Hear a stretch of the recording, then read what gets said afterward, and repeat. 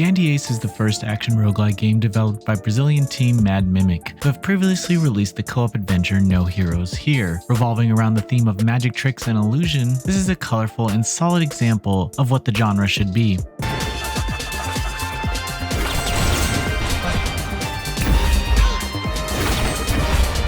Because of his success and popularity, Dandy Ace quickly overshadowed the illusionist Lily. While attempting to get revenge over the situation, the green-eyed illusionist traps the magician in a mirror. Along with his assistant, he attempts to find a way home, but he'll have to fight through the ever-changing palace areas, reach Lily, and defeat him. At his disposal is an arsenal of cards that represent multiple skills. There are 3 types of cards: blue, movement related, pink, fast attacks, and yellow, hard attacks. Blue cards are usually important for the evasive maneuvers. Though the player will also hit enemies in its trajectory, they also include abilities such as dashing or even minor teleports with extra effects. Pink cards are likely to be used during combat. They offer a fast means of attack, though the speed varies from card to card. Compared to them, yellow cards take longer to recharge but may pack a punch or cause some interesting effects, like pushing the enemy or stunning them. At the start of the game, the player is given 1 card of each category, all of which are level 1, but it is possible to upgrade them in later levels. Levels define strength and become stronger the deeper the player is in the dungeon. There's a total of 8 card slots to fill, but only 4 of them are meant to be directly used. The other half is turned into passive effects for the main cards, adding a layer of experimentation to the gameplay. For instance, it's possible to combine the throwing card skill with another card that deals poison damage, or one that creates an area damage around the enemy with 1 hit. These bonus effects are logical derivatives of the main attacks, not being quite the same. A card that causes charm as a side effect may apply to other cards, but it could also make enemies explode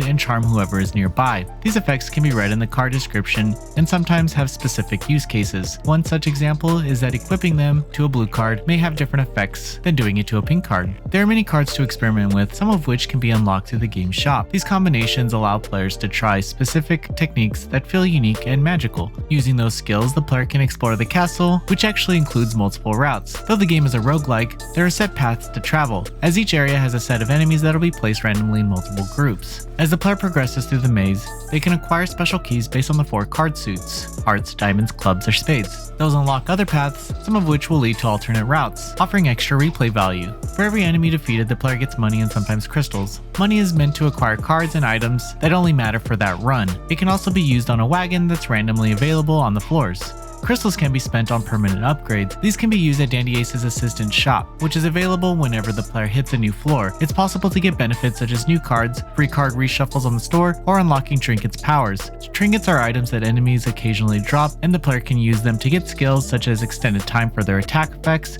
However, if the player dies before reaching the next floor, they're lost. Other usage for the crystals is the NIF shop. This can be accessed after defeating a boss. Important upgrades such as raising the initial level of cards can be bought here, making it an important store.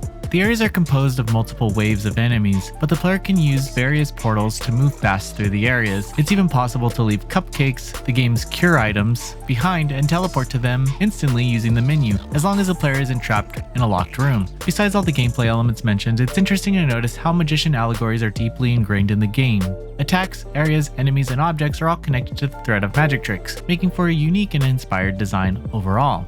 Diving through the palaces as Dandy Ace feels just as cool and stylish as the character is made to be. The areas are colorful, filled with glamour and wonder of a gazing land that's fascinating for anyone who's ever seen a few things about old school magicians with their long hair and capes. It's interesting how the game's narration is handled by Lily, who's actually the main antagonist. He has funny quips for every little thing, which I personally enjoyed witnessing, but in case the player feels annoyed by him, there's a possibility to silence him completely. Dandy Ace is a colorful, magical action roguelike that is consistent in its design and fascinating in its unique theme choices. With its card combination system for skills as a forefront, it can offer some good hours of fun and experimentation during battles. NoisyPixel is giving Dandy Ace a 9 out of 10. Thank you for watching. Please read the full review at noisypixel.net. NoisyPixel is run by a group of gamers who work hard to deliver news, reviews, previews, and more. Please subscribe to keep up with all our future content.